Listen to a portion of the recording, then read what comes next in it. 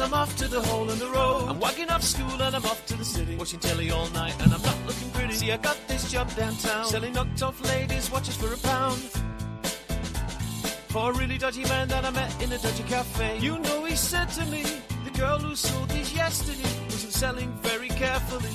Police came along and took her and all my watches away. So if you see some coppers, you grab my stuff and leg it, boy, right away.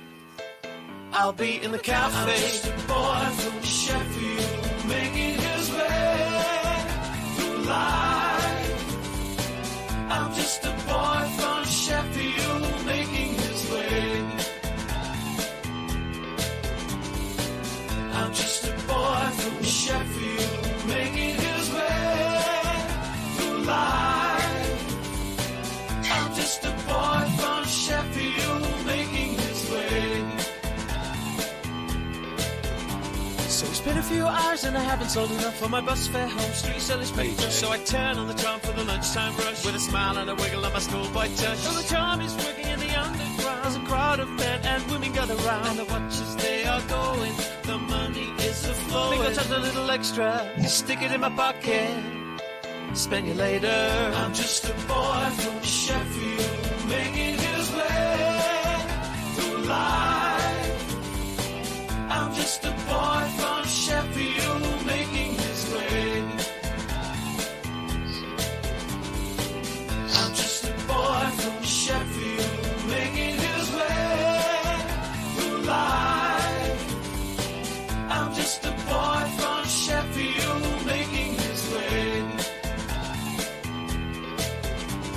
I haven't sold a watch for an hour and I'm dying for a slash. I've had enough of this, so I'm off for a piss.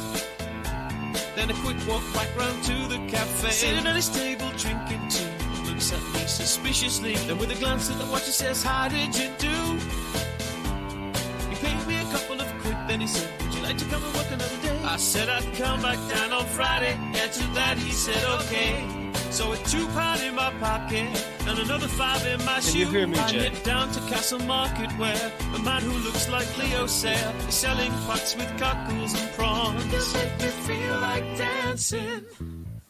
Then off back to dinner on the Wiggers and then home. I'm just a boy from Sheffield, making his way. I'm just a boy from Sheffield, making his way. I'm just a boy from Sheffield, making his way. I'm just a boy from Sheffield, making his way. I'm just a boy from Sheffield, making his way. I'm just a boy from Sheffield, making his way.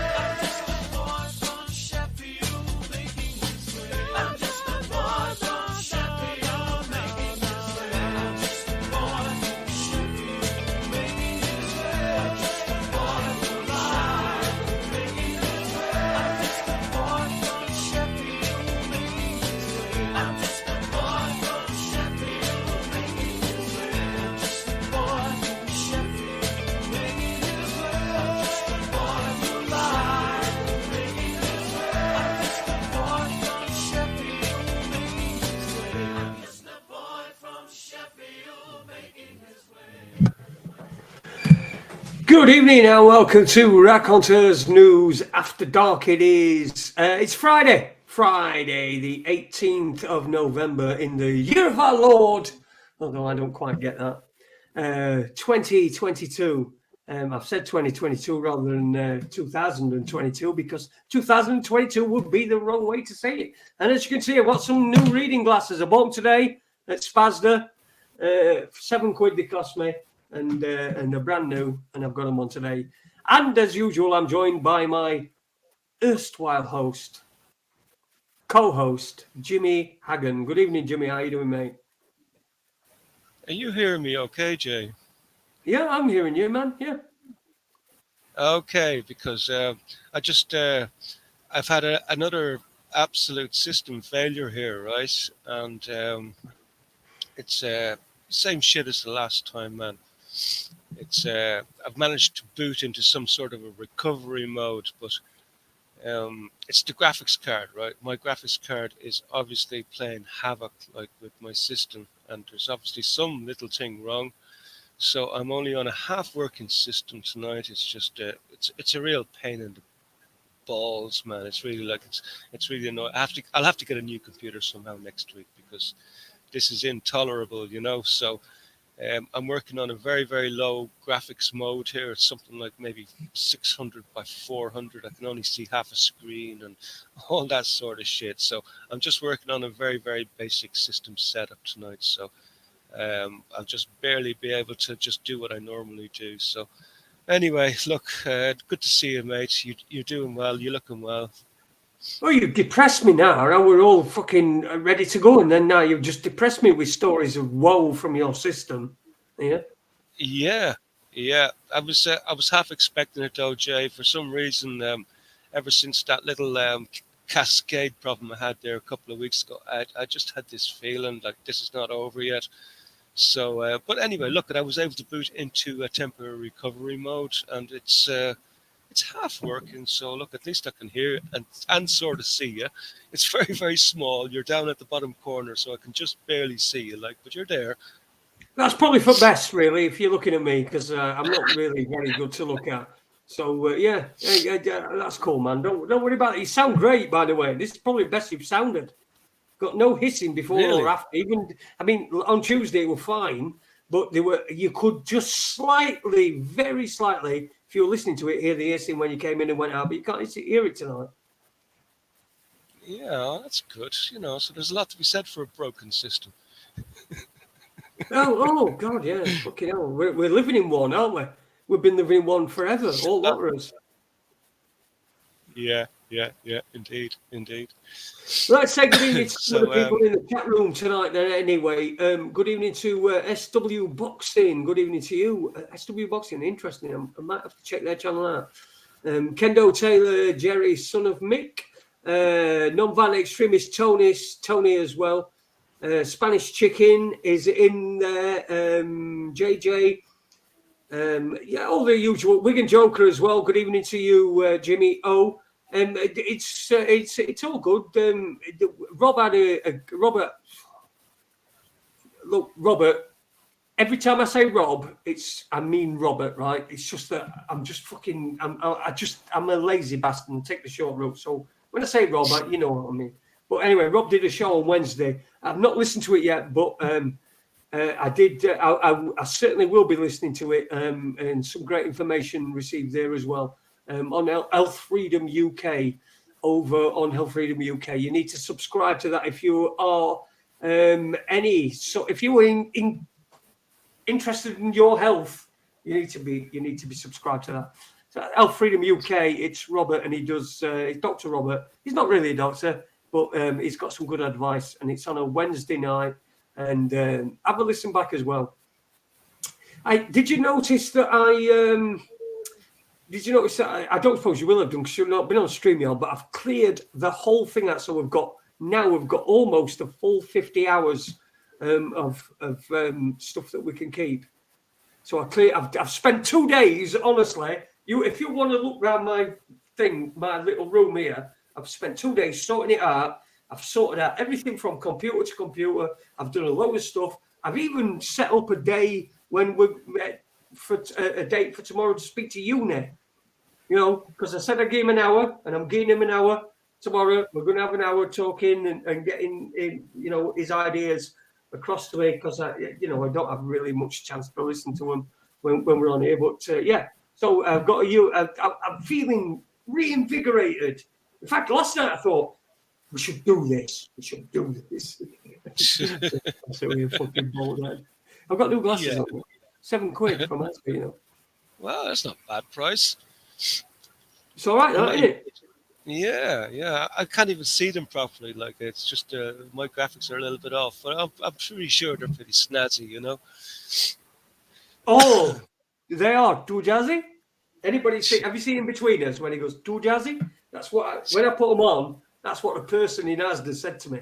I said, "Oh no," I said, "Oh, I don't know if I like them." And you went, "Too jazzy?" And I went, "Yeah, it's too jazzy for me."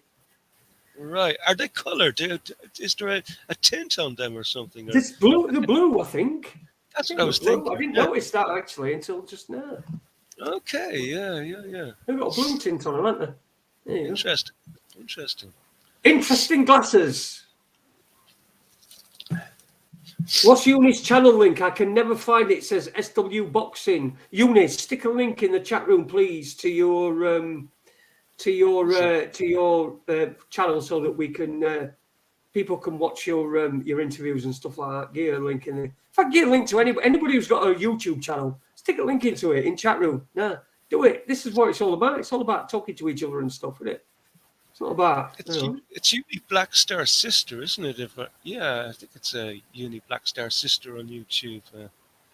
Uni Black Sister. Is it Black Star Sister or Black Sister? Could be Black Star Sister. I can't remember now. It's something like that. So. Okay. Oh, So well, we've got an hour and a half tonight because we're going up to 11 o'clock. So what I've decided is 11:30 a bit late on a Friday, so I thought 11 o'clock. And do you know what? I've had a couple of little drinks as well, so that should loosen me up just a little bit. Because I stopped drinking like fucking 18 months ago, but I've had a couple of little drinks tonight, so I'm sort of ready. You know what I mean? I just want anarchy to prevail. But it probably ain't going to. It's probably just going to be shit. But, we can always hope, can't we? Indeed, man. Yeah. So, but I found this today as well. Oh, sorry. Let me just show this. I just want to show this. I found this today from my days when I used to work, in security when we were in close protection. And here's a footballer that I had my photo taken with. He's a Sheffield Wednesday footballer. And I've got my photo taken with him. He's giving me a ball because I don't know, I can't remember. I was pissed all the time then. But here's a picture of me with him, and I don't know who he is. That's the thing. He probably knows who I am, but I don't know who he is. But this is from 2003. There I go. There, that's me. Oh shit! Fucking look at me. I've got hair and everything. Yeah. And I don't know who that footballer is. I'll just look it. Let's make it bigger so people can see it. So if anybody knows who that any Wednesdayites who know, I know there's a few Wednesdayites listen. If you know who that footballer is, I can't fucking for the life of me remember. But there you go. I had a photo took with him. He gave me a ball that was signed and all that sort of shit. How long ago was that? Yeah, 2003. Wow, 2003. Right, interesting. That's a long time ago, man. Wow. Yeah, a long time ago. Spanish Chicken says, you look massive, Jace. I thought that myself. I think football looks small. I am quite a fucking handsome cunt, though, aren't I? I am quite big, though. I'm quite chunky. But then again, I was a bodyguard, so I'm not supposed to fucking be, I'm not supposed to look like fucking Uni. Although that would still be quite big, but, It's Bobby Charlton. It's not Stanley Matthews, no. It's not Bobby Charlton. It's not Dan Petrescu as well either. Although I know Dan Petrescu. Looks a lot like him who used to be on X-Files, doesn't he? Dan Petrescu. He used to be a Wednesday player, Dan Petrescu, back in the day. The only person with a TV program for a name, Pet Rescue. What was his role in the X-Files? What was his role in the X? You said he was in the X-Files, that football player. No. He looks like him who were in X-Files. You know that what Mulder. Yeah. Oh, I didn't really watch X-Files, so.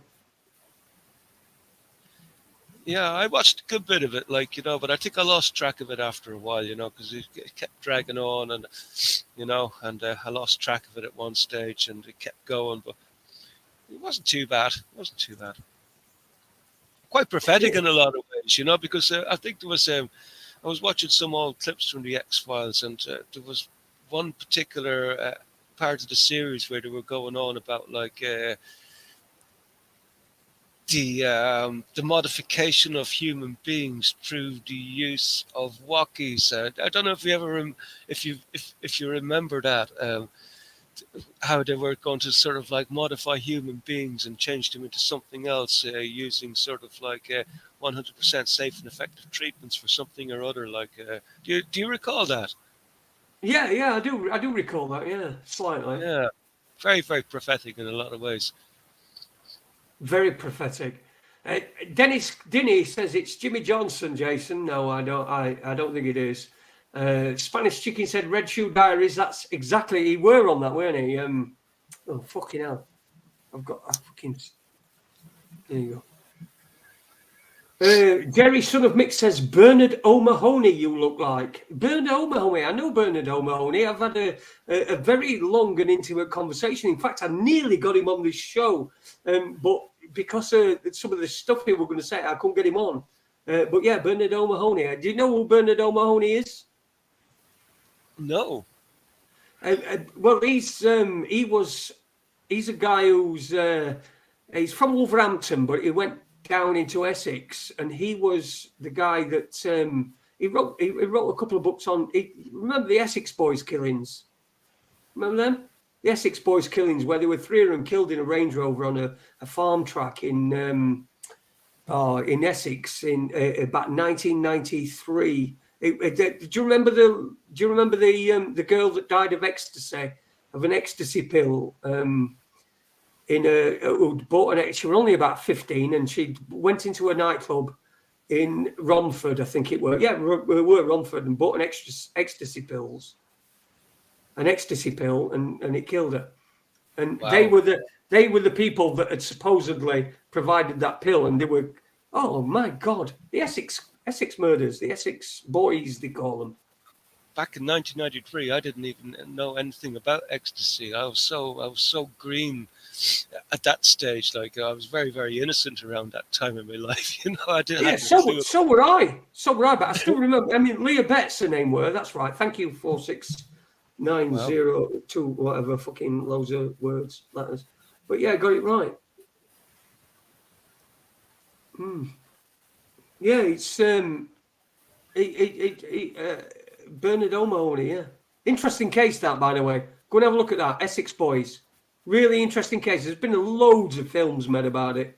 But the case itself is quite interesting. There's 3 of them. They were, let me think, see if I can do this off the top of my head, just so that I know I'm not going senile. Oh, God. Tucker, Tony Tucker. Nobody tell me. Tony Tucker. He was one of them that were killed. And 2 others. Fucking hell, I can't remember. Anyway. Yeah, Pat Tate. Yeah, thank you, love. Fucking hell, I just seen that one. I don't. Pat Tate was another, and there were another one, Craig Rolfe. So there were Tucker Tate and Rolfe. Tony Tucker, Patrick Tate, and Craig Rolfe. Yeah, Patrick Tate and Craig Rolfe, and they were killed in 1993 or 4 or something like that. Anyway, but yeah. What was the story? They were in a Range Rover out on a country road or the country lane. And yeah, they were basically executed. They were found on down a farm track in a Range Rover. So it looked like somebody had arranged to meet them there. Now these were big into drugs in Essex at that time, and particularly ecstasy. And there's a lot of good. If you want to have a look, if you want to find out all the information, there's a guy on YouTube, and it's called Crime Scene to Courtroom is his YouTube channel. Crime Scene to Courtroom, or Courtroom to Crime Scene, one or other. And they were supposed to be having a meeting. They were supposed to. That's the theory, is they were meeting somebody and they were executed because they were all still in the cars. I think the car was still running actually.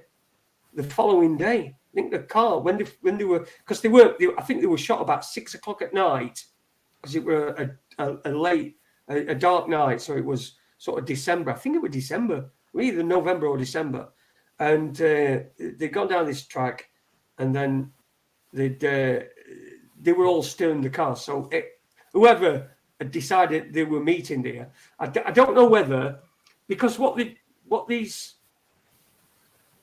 Do you know that? It might be Chris Eagles, actually. Sorry, Reef. Let me just... I will look back at that, actually.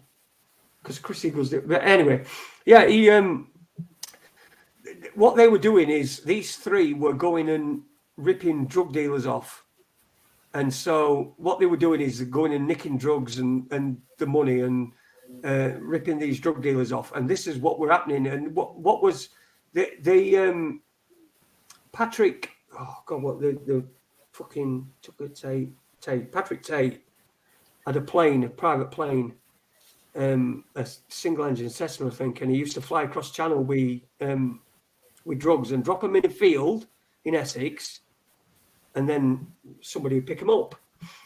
And I think that's what they were doing. They were waiting for a consignment to be dropped, and they were going to rob it.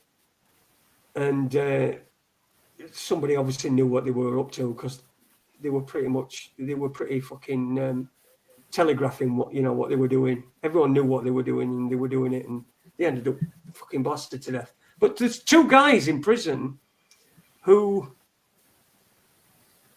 are not the claim. Well, one of them at least claims not to be, and he's got quite a big campaign to God, what's his name? I remember his name because it's similar to mine, as in my surname is Holmes. I think it's, oh God, what's his name? I can't remember. But there's 2 guys in prison. One of them is apparently couldn't have been there. And there's a real big conspiracy. Go and have a look at it. Crime Scene to Courtroom. It's on YouTube. There's plenty of stuff on there. Jack Womes. Yeah, that's it. Womes.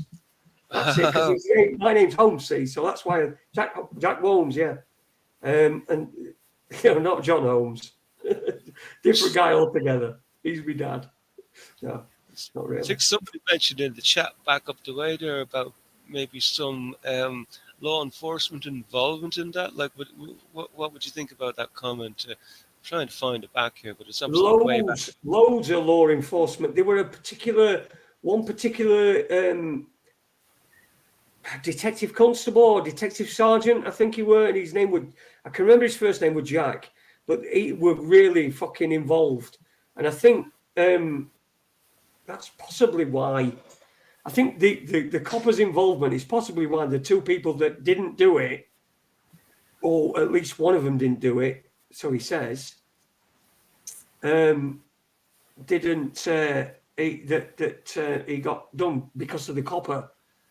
But have a look at it. It's a really good. And Bernard O'Mahony has written a couple of books. In fact, I'll tell you what, I read Bernard O'Mahony's book on the Essex Boys. This is when I got into it, when I got interested in it. I read Bernard O'Mahony's book.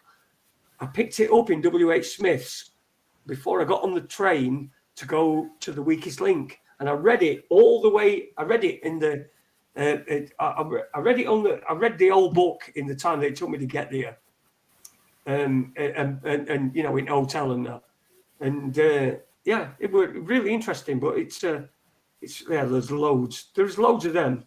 But yeah, the lads' movies, the ones they're not very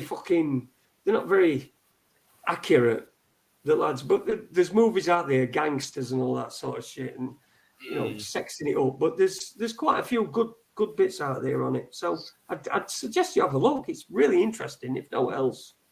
Bernard O'Mahony, fucking hell. In fact, I spoke to him. I nearly got him on the show. In fact, I nearly got him on the show. And what happened? That would have sounded like a good little conversation. Yeah, it would have been. I can't remember what happened, but I nearly got him on the show. I know I were in touch with him. Because what happened to him were quite a sad story, actually. He got back, he got his life sorted out. He got out of prison, got out of all trouble and everything, because he'd obviously got into all that sort of shit. And coppers had been at him and tried to get him loads of times and kept missing. And he'd spent a little bit of time in prison. But he got he married a young lass, a 21-year-old lass, and I think he was in his 30s, so he was like 35. So there were a lot of big age difference, but he'd married her, and they got a kid. I think they got a kid. And one day he came home and found her dead, which were terrible. When I was reading that in his book, it was fucking terrible. But good book, good interesting story to read. Bernard O'Mahony's got a story on his own. I think Vinnie Jones played him in one of the films. In fact, I know he did. I know he did because I think Bernard sent me some fucking pictures of him with Vinnie Jones.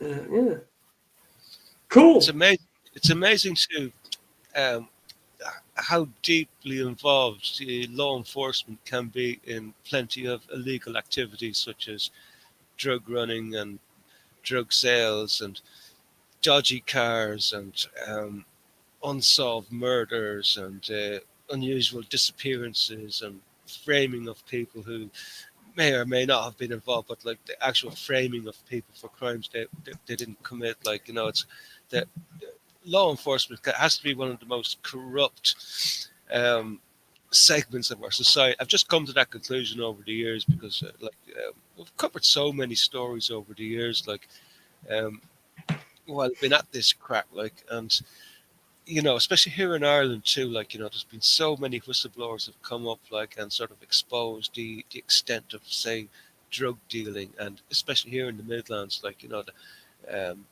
Midland cops were so up to their necks in the sale of heroin on the streets of Athlone, like, for example, and we can thank a few of the really cool whistleblowers that came, like Nicky Kyo, for example, came forward and unfortunately, like, a lot of those whistleblowers' lives were absolutely ruined for coming out and telling the truth. Like, they're demonized and hunted out of the force, and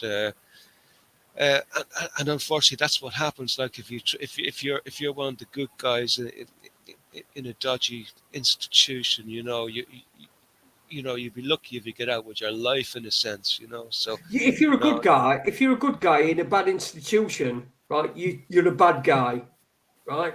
It don't fucking make a blind bit of difference. If you're a good guy in a bad institution and you're still in that institution, whether that's your job or whatever, you're a bad guy.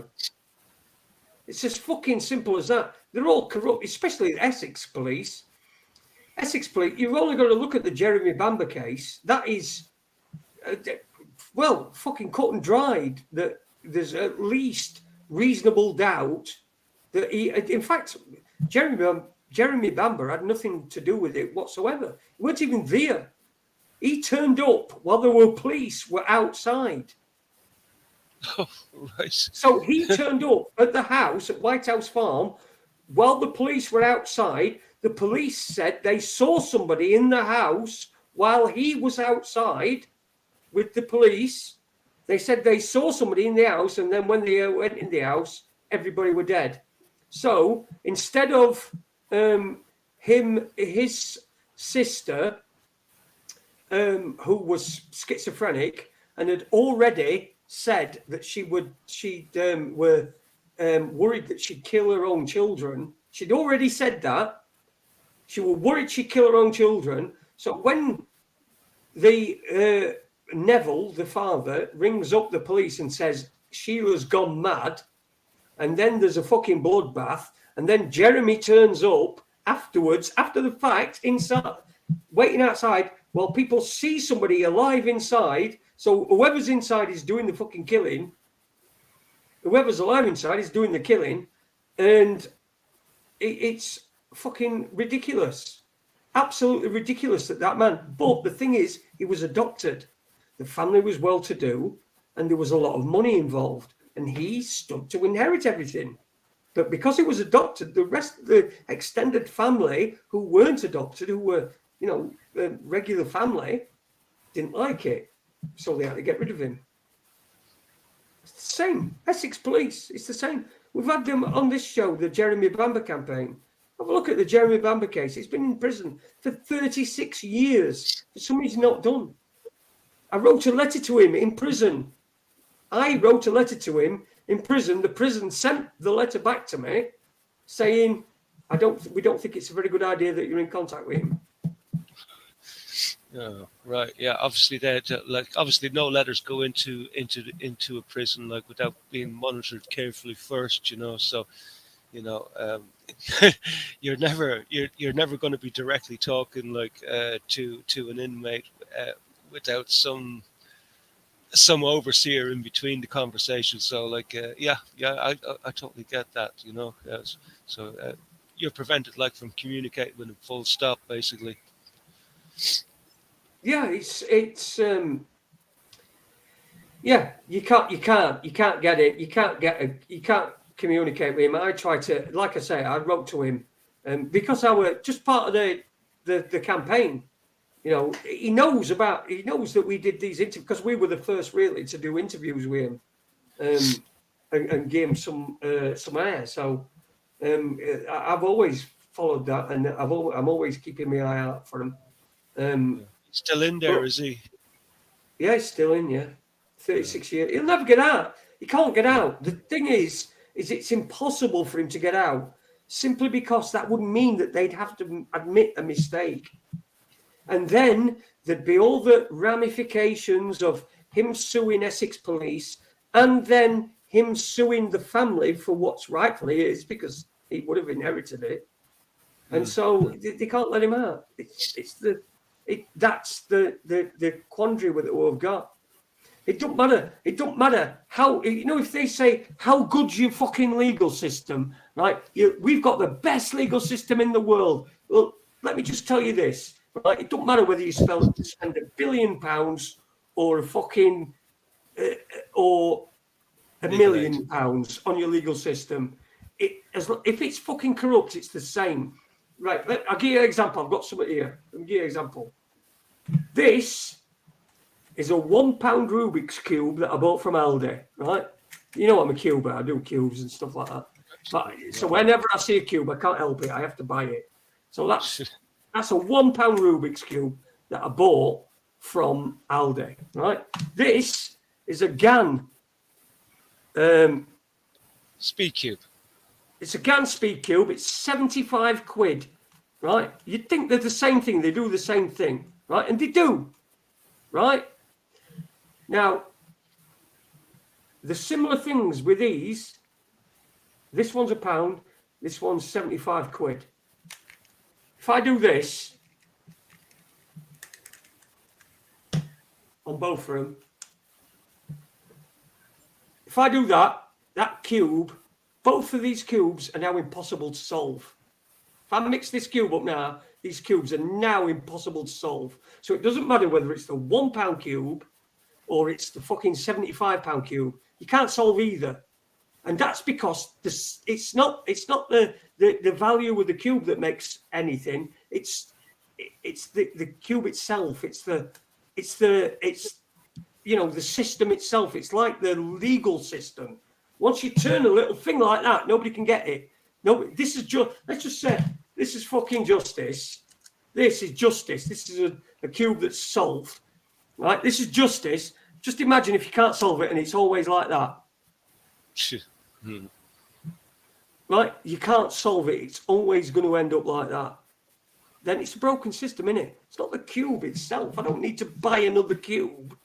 I don't need to spend more money buying another cube. It's the way that the cube is built that's fucking wrong. And that's the same.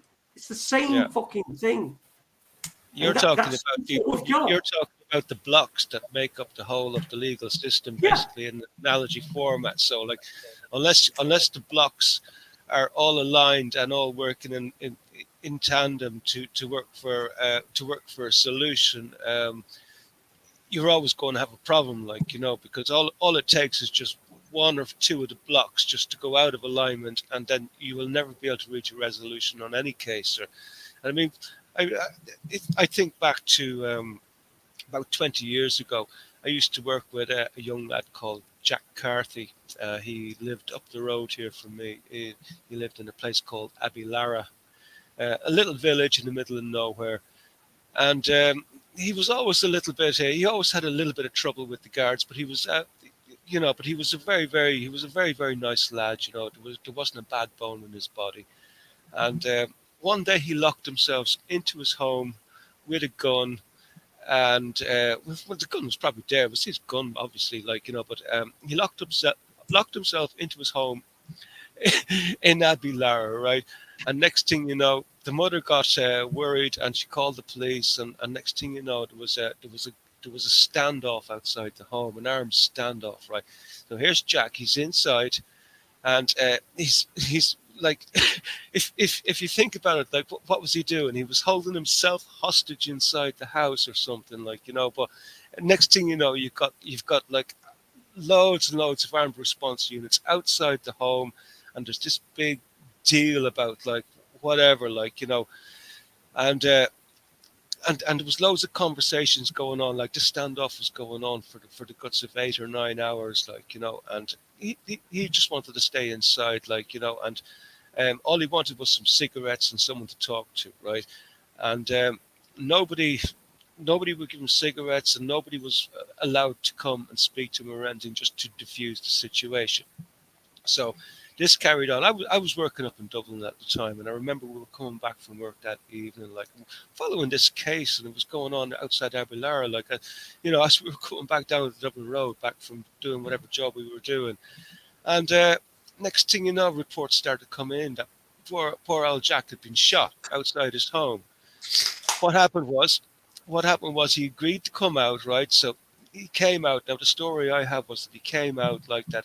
He had the gun unlocked. You know the way you carry, say, a double barrel shotgun, like you'd have it unlocked and you'd have it hanging down, like So there was no threat coming out of the house, and he was walking down the front drive of the house, and next thing you know, all the cops opened up on him and killed him there on the spot, like and for what, like because they wanted him dead. He needed to be dead. That's why. Yeah. I used to. He was a lovely lad, He really was. Like I had a great time for him, and that was just a shocking case, really. And one of the cops who was involved in that case, who was probably the instigator, one of the ringleaders, he just lives a couple of houses down from me here, right? A real fucking cunt, man. His name is McHugh, right? I'll probably have the armed response unit outside the house now in a minute. But anyway, that's but that was poor Jack's story. That's utter corruption. That's they just wanted that Gosling dead, and for no reason whatsoever, except he was just a pain in the arse, and somebody didn't like him, and that was his crime. Yeah, we all know stories like that. Well, we don't all know them, but not to that extent where people have been killed. But yeah, that's the thing with a fucking. They're a gang, aren't they? They're like an army. They're a militia, They're a terrorist. Yeah, a militia. Yeah. Right, and what they do is they don't uphold the law. What they do is they selectively enforce it. If you're doing something, let's just say I'm fucking curb crawling, and so is an MP. Unless the MP is one of the ones on the list where they want to get rid of them, then the MP is going to just get away with it, and I'm going to get fucking done. That's just the way it is. That's the way it is. And until you realise that, you start thinking it's personal, and it's not. It's just that they just don't give a fuck about anybody at all. No, and you might as well be like they're no different than the Russian oligarchs or any oligarch. It doesn't matter. Like they're just a law unto themselves. They make it up as they go along, and they cover each other's asses. And that's just what you're up against. So I think it took me a long time to come to that. I always used to think that some form of justice would prevail in the end. Like, but I'm at the stage now where I'm saying, like, you can't fix this shit. There's no such thing as justice. There's no such thing. Just go on Twitter, right? I'll go on my Twitter. If I went on Twitter, right? I ain't got my fucking phone with me. But if I went on Twitter, it's the same people talking about the same things. And all right, generally it's what I've followed, but there's never any resolution to any of this. There's always the people. For a start, in this country, the joint enterprise law, remember that? Do you know the joint enterprise law? So if you're in a gang of people and one of the people in your gang kills somebody, then the entire gang is guilty of murder, right? That's the joint enterprise law, right? Well, that's been overturned 10 years ago. But there are still people in prison that have been convicted on joint enterprise. There's even one guy. Guy, I said fucking guy, don't call me guy. Even one bloke. Fucking, I'm just going to fucking hang this one in a minute. But say it again, I'm hanging this man. Don't call me guy. There's even one bloke who is blind and didn't even see what was going on, and he was still convicted of murder. didn't take part or anything. It's just on the joint enterprise law, which is now out of date. It's like 10 years. It's been repealed. But people that are in prison on joint enterprise convictions are not getting anywhere. Still 10 years later. So there's no justice. You know, they say it's slow. Oh, the law is, it's fucking slow. Of course it's slow. It's slow for a reason. So you'll give up. You'll give up. That's what it's all about. Life. This is what this whole thing is about. So you give up. Give up. Just fucking give me benefits and fucking pay. Give me 66 quid a month to pay me electric bill and do this, and I won't owe anything. I won't own anything, and I'll be happy. That's what it's all about. Don't give, you know, people fucking. Guildford 4, yeah. Birmingham 6. How long did it take? How long? 30 years, was it? 30 years. I think so. Yeah. And of course, they didn't all make it out as well. I mean, it's Pat Buchanan. Yeah. Yeah, Pat Buchanan. Fucking hell, got a great good memory, me. Apart from if I want to find out what I was doing yesterday. Crazy. Fucking crazy. Yeah, Guildford 4, Birmingham 6, Jeremy Bamber. There's fucking tons of them. Justice that's just been. In fact, even justice delayed. I've seen this fucking thing about everywhere. Like justice delayed is justice denied, and it is. And that works both ways. For people that are victims of crime, justice delayed is justice denied, and it's the same for people that are wrongly convicted. You see, that's the problem. Is the police they go for the easy option rather than fucking finding out who did it. If there's somebody there and they can pin it on them, then that's it. That's all they want. It's a clear up rate. It's a result, as they say. That's it, you know, or the view of a result, you know, it's all about face as well too. So as long as justice seems to be done, like, you know, at least they can justify their existence, like in a sense, and carry on. It's crazy, man. I remember when I used to work in the mental institutions in England, like, and I used to have access to all the case files and stuff of a lot of the people that were kind of locked up and forgotten about in these institutions. Some of them, like, were really well-to-do people. Like, I mean, there was princes and princesses even in these institutions that just were locked away because they weren't, they didn't want to be sort of like recognized or be seen, you know, by their families or whoever, like, you know. So these people were just institutionalized and locked up forever, like, you know, and into a system which didn't give a fuck and was eventually just going to kill them anyway or make them so miserable that they just end up just dying anyway, just because you can imagine what it'd be like, you know, if you're thrown into a hellhole like an institution like that, like with and you know, you would lose all hope, like, you know, so eventually you just end up like being a retard. And no disrespect to retards, man, but that's just what happens, man, you know. And some of the cases were atrocious, like, you know, you had people like being just thrown into them forever, like for being drunk on the street or something like that, you know. It was just there was some crazy stories of people like who'd been locked up and the reasons they were locked up for. So you know, so it's not just the law system which is like weaponized against people, it's also the mental health systems and like in modern times, like we're seeing a huge weaponization of, say, child services as well too. The child protective services, like, have been weaponized against families, like children being torn out of their homes for no damn good reason whatsoever, like, and families destroyed and people driven to despair, and it's just nuts, man. You know, this system is not designed for good, honest people, like, really, and that's the conclusion I've come to, you know. Well, you've got no to come if you're a good, honest person, have you? You've got no to come. You've got fuck all to come. You're done. You know, you've. Oh God.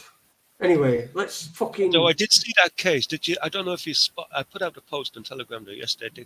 They got a conclusion. Remember that case in America there a few months back where this BLM activist like drove over a load of people at a Christmas parade in America, and there was a load. Yeah, didn't he get 1,200 years? he got 6 consecutive life sentences plus 1,200 years as Yeah, well, didn't he get 6 life sentences for each person that died? And a fucking something really weird. And then afterwards, he's got a supervision period as well after his fucking 1,200 years. After the 12, a supervision period yet to be determined. It's like, what? What the fuck? Who's going to be supervised? That's exactly what that's designed to do, because it's designed to overcompensate for the people that the people that they want to make an example of. I mean, because 1,200 years is ridiculous. You could give somebody 50 years and they're probably not going to fucking live that sentence. So exactly. Yeah. This 1,200 years, it's not for them. It's to appease the people that that's it. I'll fucking learn him. He'll fucking not do that again after fucking getting 1,200 years, will he? Fucking of course he won't. He won't do fuck all again, will he? After getting 1,200 fucking years. Jesus Christ. I do. That has to be my ruling of the year when it comes to the court system. I swear, I'm not going to forget that case for a long time. It's like, he quite rightly deserved to be hung, drawn, and quartered. In all fairness, like he even ran over a 6-year-old child, and of course he deserved 1,200 years, but getting him 1,200 years is unrealistic, isn't it? I mean, who's going to be sorry, but you've only fucking spent 1,199 years in prison, so you're going to have to go back for 12 more months. It's not going to happen, is it? It's not for justice. It's to just appease people. It's the scene to be done that you were talking about earlier. Justice has got to not only be done, but seen to be done. And and that's what they're doing. That's what that is. It's like we had a case last week or week before, but somebody was convicted. In fact, a woman convicted of a murder, and the sentencing was on TV. First time it's been on TV in this country that somebody's been, in England anyway. I know it's Scotland they have been doing it, but in England it's the first time any court proceedings have been on TV, any criminal court proceedings. And so they got the sentencing. But you see, if then we're seeing justice is seen to be done, but you can't just put the sentencing on. You've got to put the whole trial on so that people can then make up their minds whether justice has been done. Just seeing somebody getting a prison sentence isn't seeing justice being done. You need to know that justice is being done. You need to know the details of the case. So they should have shown the whole case, but they didn't. They just showed the sentencing. Again, it's fucking just drama, theatre. It's just there. You can't, fucking 1,200 years. I know. It's ridiculous, isn't it? So if it had been convicted in 800 BC, it'd be about ready for fucking parole now, wouldn't it? It'd probably be on...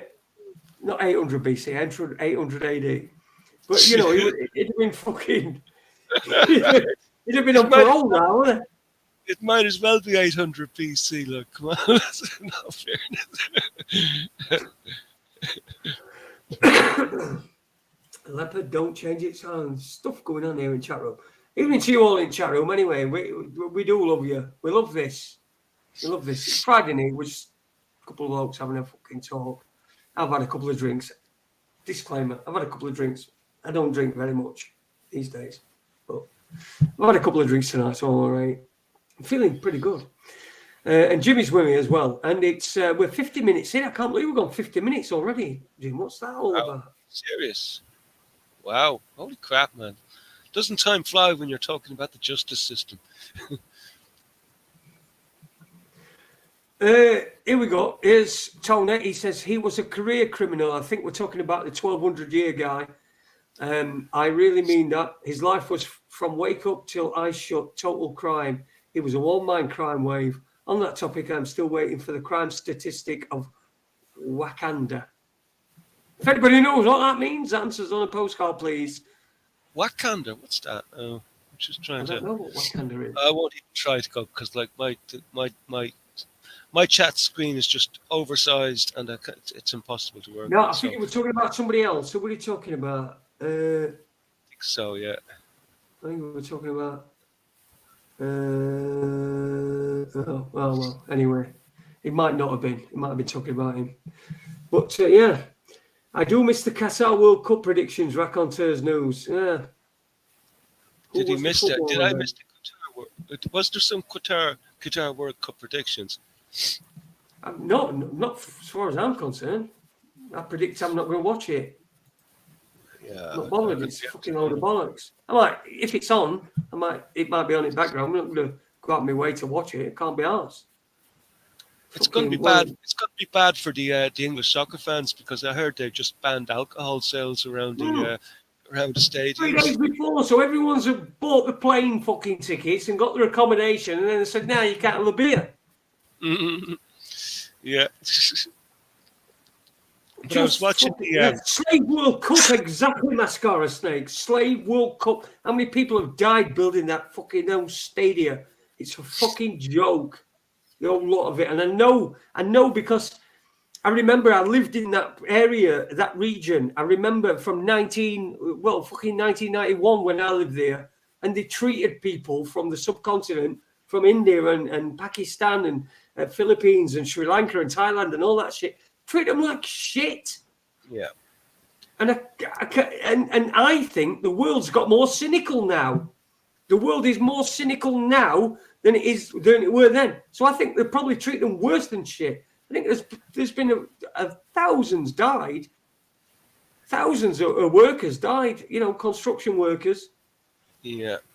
I've heard shocking stories too, but like not just Qatar, but Dubai as well, and places like that. Like like construction workers, they just died like by dozens every day. There, like bad conditions, bad safety, and working in high temperatures, working for low wages, and really getting treated like crap. Like it has to be one of the worst parts of the world to really work in, unless maybe it's okay for some people. I know some people do okay. I worked there.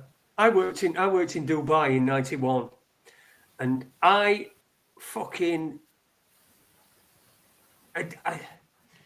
didn't like it. So I was DJing. I was 21 at the time. I was DJing, and I got a villa. They gave me a villa in Dubai, and I was working for a club that were behind a hotel, Dubai Metropolitan Hotel, and the owners give me a villa, right? So we got air conditioning, but it had what they called a houseboy, which was generally an Indian or Sri Lankan, somewhere from that, who lived in like a little outbuilding on your house. And believe me, I went in and it was fucking dog shit. I fucking hated it. I hated the fact that I got somebody that would do anything for me. I remember saying to him, "Will you go and get me some fags?" Because there were Safeways about half a mile up road. It were called. He said, "Remember it." I remember it because it said Safeways Emirates, and it were fucking massive. You could get like 200 fags for £3 back then, and I'd sent it, and you kept your fags in fridge. But I'd sent him for some fags. I said, "Will you go and get me some fags? Go and get me 400 silk cut." I think I was smoking then. And it just go for me. And if I give him something for it, he won't take it. And it got a little room behind the back of the villa, right? And it was a little room, and it was got a little bed, and we got 2 beds, but they got 1 bed and then other bed. And him and his wife and a kid lived in there. And whenever I tried to extend any hospitality towards them, they wouldn't do it. They were always, "We can't, Mr. Jason. We can't, Mr. Jason. No, thank you, Mr. Jason. We can't." So I really fucking hated it. I really hated it. Obviously, there was got to be repercussions if you took any tips or anything like that. Like, is that what you're saying?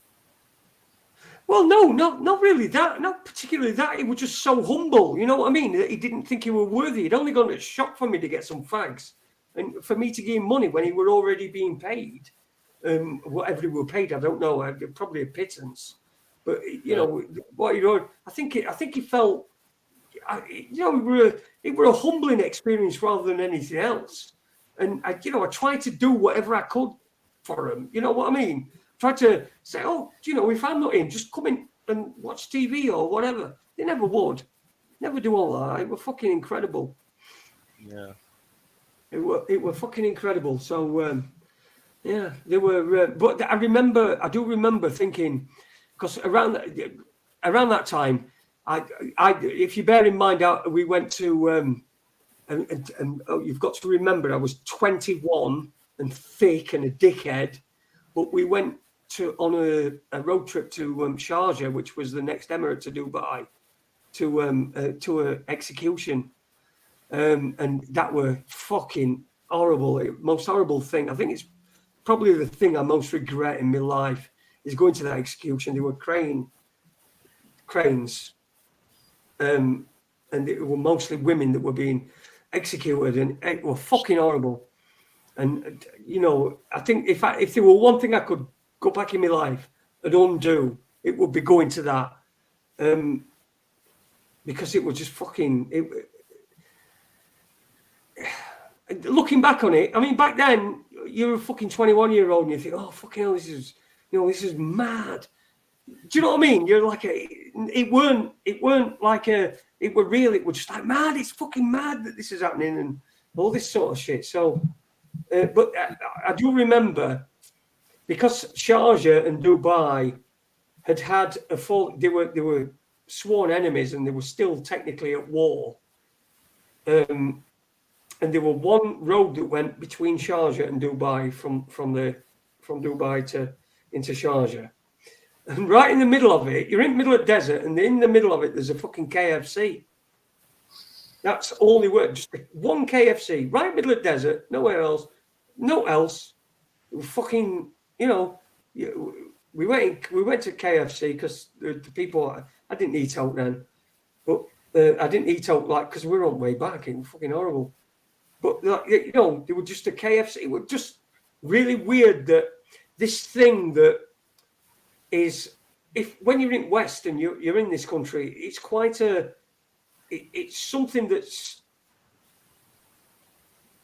it's got like a God, what's the word I'm looking at? A legendary. You know what I mean? Someone dying is a huge fucking deal, and yet. So if one of my friends, I mean, I had a few friends died when I was that age, but that was shocking. But then to go to somewhere where it was just like routine, it was just fucking horrible. I really hated myself, I think, for that. That were a terrible fucking thing. I wish I'd never done it. I wish I'd never gone. I can't get that image out of my head. That's why I'm still talking about it fucking 31 years later. No, and I was just seeing there during the week in Afghanistan, they've reinstituted the stonings and amputations again now. So that's, you can see Afghanistan where it's like we knew it was going to be fucking bad, but, they've brought all these stonings and amputations and all these nasty sort of like sentences for crimes that people would allegedly go. So like you probably get your hand amputated for stealing a loaf of bread or something like that, or whatever. Like it's horrible, man. I just we should be thankful that we got our corrupt system here is seems like half sort of civilized compared to some of these countries. The thing is, Jimmy, this is the thing, right? In this country, they try to have the veneer of civilization, but they'll do all the things that they fucking, perhaps not as overtly, but they do all the things, and the corruption is incredible. I remember I had a crash. I was DJing in this club, and this fucking bloke came up to me one day and says, "Come down to my place, I'll give you a car. You drive my car. So I said, okay, fine. I went down. He gave me a fucking Mercedes 190E, a brand new one, right? He get it, mate. He says, I want you to drive my car. I want you to drive, because I were a DJ. I were British DJ. English DJ in fucking Dubai. There weren't many then. This is 1991, by the way. So I wanted to drive my car. I fucking drove it, and I crashed the fucker. So what I did is I crashed into. It was my fault. Bear in mind, it's opposite side of the road that you're fucking driving on. And I'm driving along, and I've gone from this side, and I've sort of gone across the road, and someone's crashed into the side of me. Now, the guy who crashed into the side of me was from India, right? And I thought, he jumped out of the car, and he fucking ran off, right? I'm thinking, what the fucking hell? He's just fucking run off. And then police came, and then realised then why he ran off. In Dubai at that time, when there was a road accident, right, whoever was involved, everybody got locked up until they decided whose fault it were. Everybody got locked up. And it was my fault, but as soon as they realised it was my fault, and I was English and I was Western, they just fucked it off. They just didn't bother. But I still got locked up in the time in between.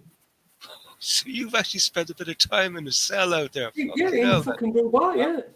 We had fucking blokes stood outside with fucking greasy hair and a fucking machine gun.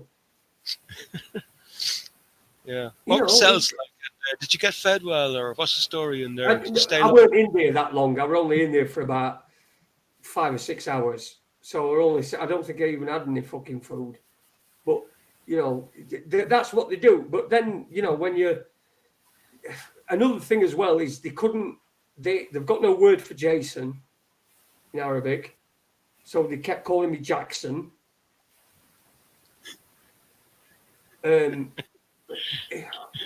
Just some of the fucking weirdest stuff, man.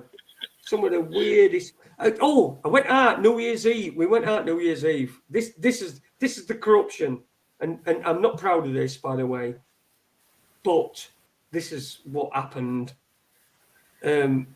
But it was New Year's Eve, and I'd been over at Jumeirah Beach DJing. I'd been booked for Jumeirah Beach, and I got paid 500 quid, which in 1991 was a lot of money. And I'd only done half an hour, so I got fucking 500 quid for an half an hour fucking shot, half an hour slot. And after we'd fucking done, they were just all tables, because it were a New Year's Eve party, all tables, and I'm on Jumeirah Beach, which were a beach club. It's now a big fucking thing, but back then it was just a beach club. And so we got to midnight, everyone fucked off into sea. I started at 11:30, then at midnight everyone fucked off into sea. And they got these fucking nets out at sea so that sharks would get into area where we were.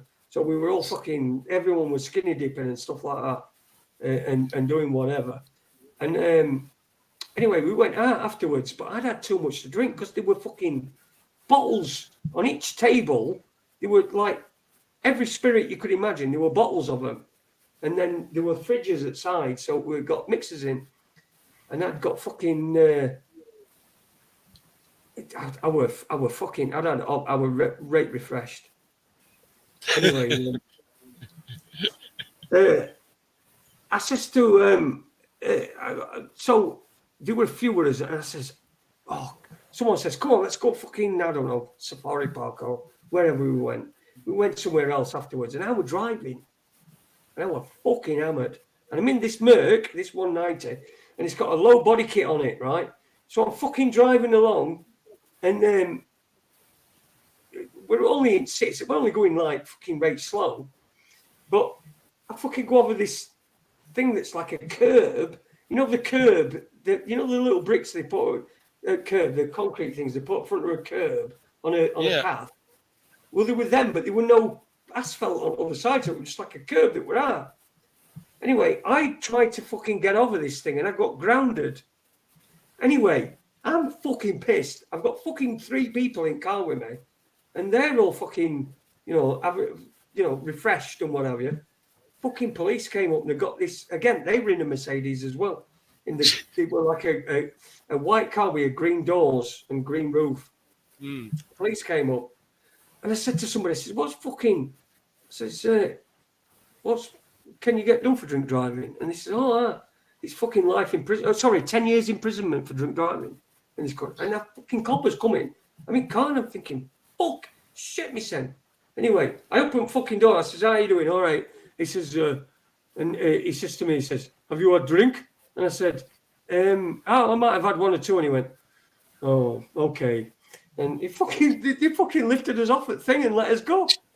That's how much being a white person in Dubai at that time, that's how much leverage you got on it. This is a 10-year sentence for fucking drink driving, and they're letting me off. Let me go. That was 10 years ago. I never drink drive since. No. To be honest, drink driving is a bad deal anyway. It's like, you know. Oh, yeah, fucking hell. I mean, yeah, you get older and you learn, don't you? But when you're young and it's New Year's Eve, you got fucking loads of money on your hip. You've just done half an hour's work for a fucking ton of money. And, you know, you've got all this sort of shit. You think, well, you know. But it's so easy. After you've had a few pints, it's so easy to jump into a fucking car and think, yeah, I can fucking do this shit, man. You know, and you might get away with it for a while, you know, but it catches up with you, you know. I've had one or two tips now as well, too, myself in my life, you know. It's not something I would do now anymore. But as I say, like when you're young, you know, you might get away with it a few times, but you do have to sort of cop on at some fucking stage, man, you know. Yeah, well, like I say, I mean, I've never, I didn't really, because I worked as a DJ, so like you get pretty disciplined. You've got to drive home at 3 o'clock in fucking morning, you know. And when you're DJing, you do have a lot of, when you're a young DJ and you're doing clubs, you do have a lot of women scorned. And so what you do is you get pulled up every night because they ring police up and say, hey, watch him, he comes out. And I got pulled up loads of time. Fucking tons of times when you're in this country, after I've been doing a gig, and it's usually a woman said, "Oh, you know, a woman scorned somebody you perhaps." And this is not against women, by the way. This is just against people that, you know, when things don't go the way, they try to fuck someone else's life up and do stuff. But yeah, good. It's yeah. I don't. I had a good time in Dubai. It didn't end very well, but. I had a good time. I fucking went on the USS Abraham Lincoln. Fucking hell, what a ship that is, bastard. It's an aircraft carrier. USS Abraham Lincoln. I was there just after the first Gulf War. I had my Christmas dinner on HMS Birmingham in 1991.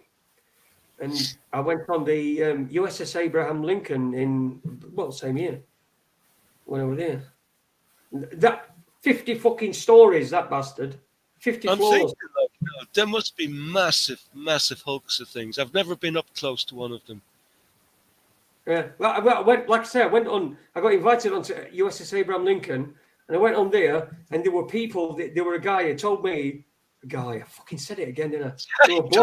Although we were American, so guy probably works if you're American. But there was this bloke on there, and he says to me, he said, I've been on this ship for 5 years and I still have to have a map to make my way around because it's just so, it were 50 different decks. It were just fucking crazy, man. Fucking I didn't see half of it. I didn't see fucking much of it, but, you know, certainly didn't see fucking flight deck, you know, flight fucking bit. But yeah, good, interesting. And dinner on HMS Birmingham were a bit fucking cramped and shitty though. See, that was the thing. HMS Birmingham, I was surprised at how little it were. It were only it were a destroyer, and it were fucking really fucking small. Really, I were really fucking surprised at how small it were. Especially when I've been on Abraham Lincoln and it was so big. But that's probably the Americans in it. They do things bigger than we do. Mine's bigger than yours. So the Birmingham was an aircraft carrier as well, was it? No, it were a destroyer. Okay, just a destroyer, right? Yeah. So the big difference, really. Like, because when you think about, I've seen lots of videos about aircraft carriers. God, they're massive. Like some of the even the lifts and stuff like that they get the planes up and down from the internal of the ship and stuff. They're just massive, like serious bits of kit. Like they're like a city in a sense. They're like a city on the ocean. And when you look at like the amount of food that they have to bring in to service, I don't know how many. I don't know how many crew members would be on it, but the food demands alone are just humongous. I think there were 40,000 people on USS Abraham Lincoln. I think so. I think that's fucking 10 times bigger than Longford Town, man. It's like, holy crap, man. Yeah, but the fucking they were fucking weirdos, though. They were weirdos. Americans were weird as fuck and scared to death of English. Absolutely, they're fucking they're naval officers. Absolutely fucking scared to death of English people. One night we got a couple of aircraft carriers had come in, and we had a problem because the club that I'd gone into previously had been a country and western place, right? And what they'd done is they changed it to a more Euro dancey, charty stuff like that. Were more in Europe, more Euro based. So I playing Right Said Fred and shit like that.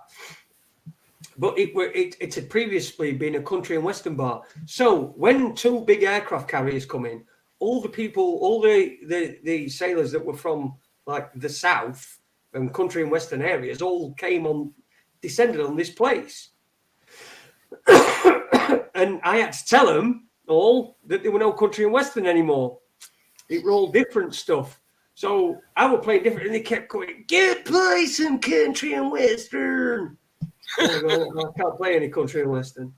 But honestly, this one time, what this place had is it had a dance floor, then it had all fucking behind it, and then a bar and all that shit, and then they had like a balcony above, right, which went back, which were pretty much like another story, but it sort of stopped in front of the dance floor, so you could look down at the dance floor and that. So there were people up there. Anyway, this fucking guy, I'd say it again, but I am talking about Americans. This bloke came down and he goes, because I kept taking piss. You know what I'm like? I were even like it then. I kept taking piss all the time about country and western and that. Anyway, this bloke come down and he goes, he says to me, he goes, well, sir, are you going to play any country and western? I says, no, I'm fucking not. I'll play any fucking Friends in Low Places by Garth Brooks, but that's about it. And he says, oh, well. Them guys up there keep hearing what you were saying about country and western. All they want to do is come down here and kick your ass. So I goes, all right, no problem. Grabs my microphone. And I went, oh, you'll all be here. Well, I reckon you come down and kick me fucking head in. Come on then, let's have you. Let's have you. Fucking nobody. Anyway, it got to end at night, and I just bought, because I'm in Dubai, we're all electrical stuff were really fucking cheap. I bought a CD player. I remember CD players were fucking expensive at the time.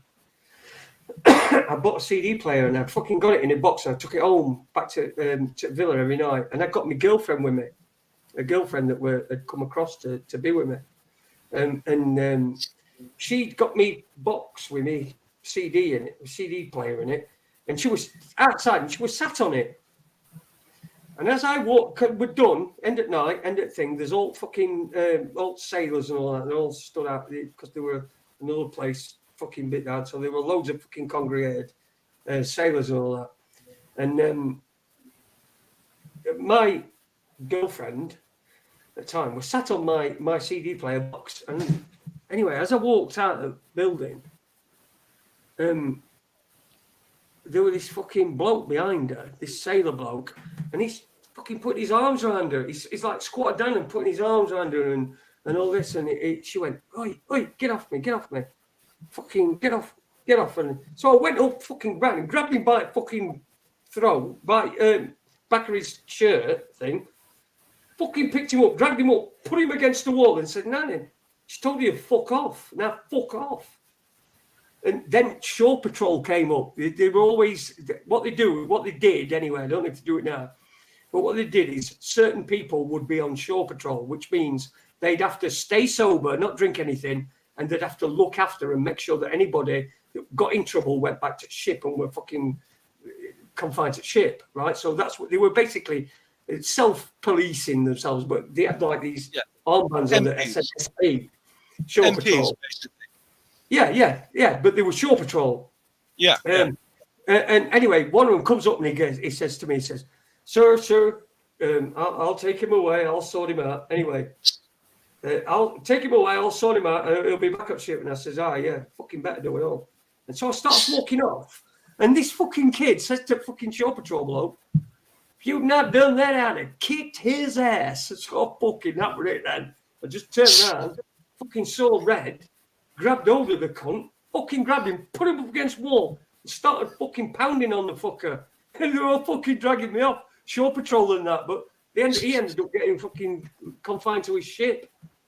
And fucking, you know, they were all really apologetic, but after that, they were shitting themselves about. They really didn't like English, thought English were mad. See, they think we've got football hooligans. That's all they see. And they think we're all fucking mental. So, it Really? that's the advantage, don't you? That's mad. I would have thought the other way around. You look at like your standard stereotype American and what they portray in America. They look like the fucking crazy cunts, like the crazy horses. You know, who would have thought, man? But that's the thing, you see. If you look at, I've done some work with fucking special forces in past. Not been with them, but you know, I've been with them, if you know what I mean. But I've done work with special forces, and the difference between British special forces and American special forces is American special forces are all like fucking, you know, haircuts, right? Fucking, they're all big, fucking bulky football type people. Whereas British special forces, they're all fucking like a bunch of. There'll be a short one, there'll be a raggedy one, there'll be a fucking a tall one, a big one, a fat one, a fatter one, or a bigger one. You know, that's the difference. That's the difference. They think that that they have to bulk up and everything. Whereas if you know what you're doing, it's all in there. Yeah. Everything is all in there. Well, it's even the same in martial arts. Like, you know, like it's usually the big hardy guys. They usually drop like a ton of bricks because like they're so well built up, like, and they've developed their muscles so much that it doesn't take much really to hurt them a lot. You know, just a little tap, like, and you can do serious damage to them. You know, like you just whack like that, and that's it. They're fucked. Like, yeah, too muscle bound. See, it's all in there. That's where they fucking fall down. They think you need all brawn and no brains. You don't. It's mostly brains. Most things are mostly brains. You don't need a little bit of brawn for most things, do you? Unless you're a fucking cage fighter.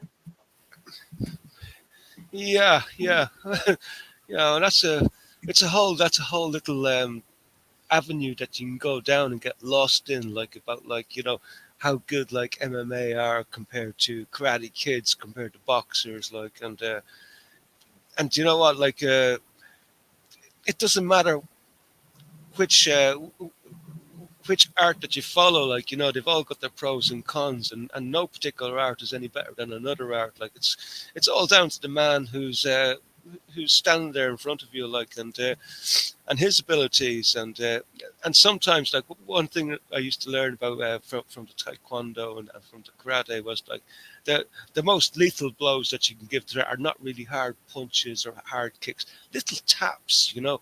And if you keep on giving little taps to people at really key points, man, you can bring them to their fucking knees crying, you know. It's like, and you know, this is the art of fighting. You know, it's not all about butch and brawn, you know, and being hardy and muscular and large. You know, it's like you can do a lot of damage as a little tiny person with just knowing where everybody's weak points are, and it's just key little points, like places like this part of the arm, or up here is a very, very sore place, up around this part of the shoulder, very, very sore, or even up around here where all the little pressure point, little taps there, like you'd bring someone to their knees in a couple of seconds, Yeah, we enough repetition of striking somebody repetitively and in a certain area is certainly going to fucking bring them down. Look, it's all fucking brains. It's brains more than brawn. Brawn's the brawn take you so far, and I suppose brains probably will take you so far as well. But yeah, I suppose if you have both, then it's we don't get many of that, do we? Well, apart from me, of course. Of course, naturally. In my Bruce Willis vest. By the way, which I use so that I don't get fucking, because I have to put a belt around me. You know what I mean? When I get my leg on. Fucking hell, we've only got like 9 minutes left. Yeah, and come here. Did you see the revelations coming out of America? Or to see Joe Biden and clan? There's now an investigation going to be starting into them. Did you see that crack? They're going after. I saw something that about Biden being investigated, but they were at pains to say it was Joe, not Hunter, because Hunter should be on the fucking both Hunter and Joe for child trafficking. This is what they're going after him for. So and Trump's announced he's going to run for 24, hasn't he? He has, yeah, he has. But there's a lot of bad feeling for Trump now. It's I don't know how he's going to fare out in the election. Like if he does go forward, there's a lot of people really unhappy about him. Like so. Of course there is. There were a lot of people unhappy about him before. I mean, there's a fucking lot of people unhappy about Joe Biden. I think there's probably more people that are unhappy about Joe Biden than Donald Trump. Genuine unhappiness. I mean, I'm not talking about something that's been fucking stuck in your brain so you don't like him. I'm talking about general unhappiness. You've got to be more unhappy under fucking Joe. Look, I don't care. I think it's fucking theatre anyway. I think it's a pantomime. It's a movie that's going on in front of us. And the direction of that movie, it won't surprise me if Trump fucking gets back in again. Although, like I said to my missus earlier on, she says, "Whoa, fucking hell, Trump getting back in." I says, "Well, at least we had some fucking fun when he were in. He's got that fucking thing on his head that nobody knows what it is." See, it's not about Trump at all, really. And I think what we're seeing in America at the moment is it's almost like the death of the Democratic Party and the Republicans at the same time, because I think people are starting to slowly realize that they're both as bad as each other, because the Republicans have let their own base down really, really bad by not standing up and fighting and being unified against the opposition. So I think what we've seen now over the last couple, because we've seen the Republicans take they've taken the House now. So, and that's what's springing all these investigations into gear right now. So, and I think this is what always happens. We had.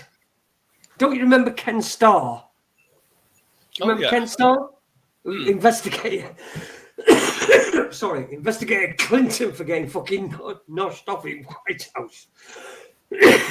Spent 10 times as much money as the 9/11 investigation. There were 10 times as much money given to Ken Starr's investigation into Bill Clinton getting spunk on fucking what's her name's frock. They spent 10 times as much on that investigation than they did on the 9/11 investigation, which is ridiculous. It's don't. This is the thing is if you take it as it's all of. I had somebody texting me overnight. Somebody I know, somebody who is as far as I'm concerned, is an intelligent person, and they're telling me about Poland and stuff like that, and this bombing of Poland, and they're getting really, they really are getting upset and worrying about what's going to happen with Russia and Poland and Ukraine and all the nonsense that's going on right there. I mean, it's fucking just a joke, isn't it? It turns out it were Ukrainian rockets that fell in Poland and not Russian ones. But you know, they're getting scared about that. Now, as far as I'm concerned, they've done their job as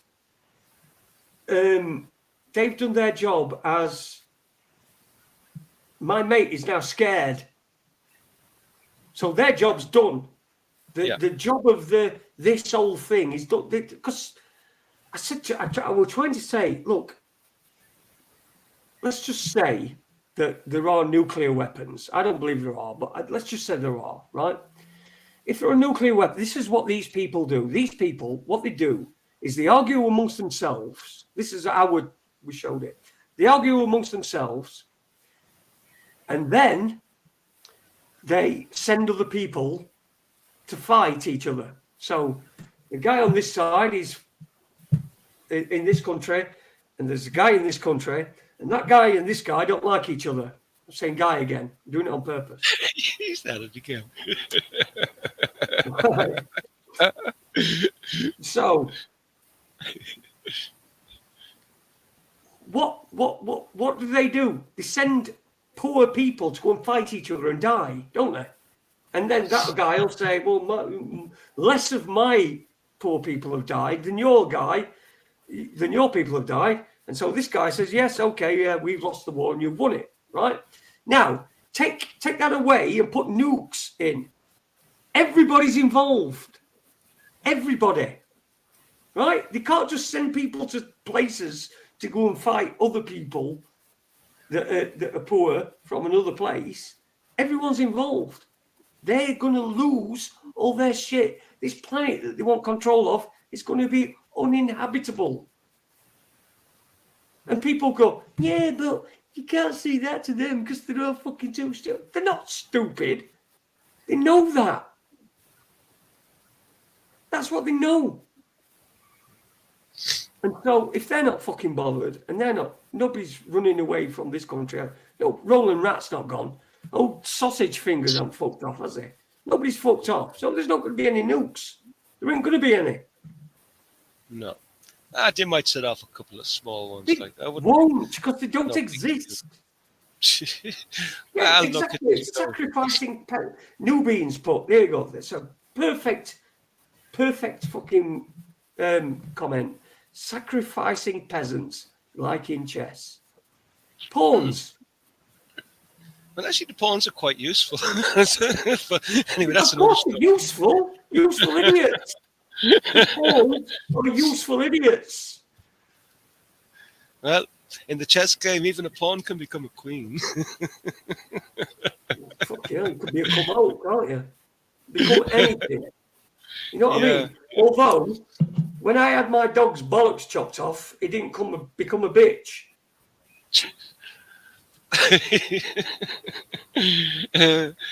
Yeah, well, I think there's a lot of serious biology behind that. You know, there's good reasons why that's not possible. But anyway, like the war in the Ukraine and all that sort of shit, it's all just a small part of the play because you've got so many stories running around at the moment, and it's all designed to get fear into the population. You know, they know they can't scare everybody with just nuclear weapons because they'll have figured out that we're not going to be able to fucking scare everybody with just nuclear weapons because some of them know the fucking bullshit. So we need a shit pile of stories. So we have Koof now, we have passports, we have Jabberwocky passports, we have nukes now.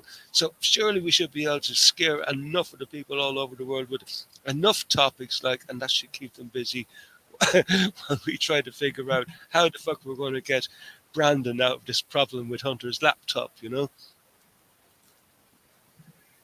It's so fucking nonsense, isn't it? I went today. I took Adi shopping. I went and took Adi shopping, and I went out while he's shopping. I think, well, I'll get I need fucking bottled water and stuff like that. So I get me send a trolley and I go and having a walk around. Anyway, I was stood at Steaks, because I'm going to get me and Mrs. a steak, and Watson gets a steak as well. If we have steak, Watson has to get. He gets a cheap one, cheap one, like, where he gets a steak. He likes swallow steak.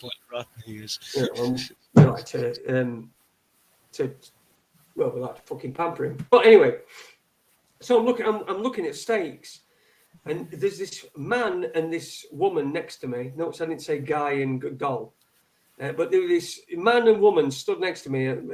I think he was just a little bit older than me, probably. So now I'm pretty old. I'm 52. And he just says to me, he said, I was looking at him, and I'd been there for quite a bit, because I weren't looking at anything. I was trying to find some good steaks. So he went to me, he says, I don't look at prices anymore. Just out of blue, just completely out of blue. He stood next to me.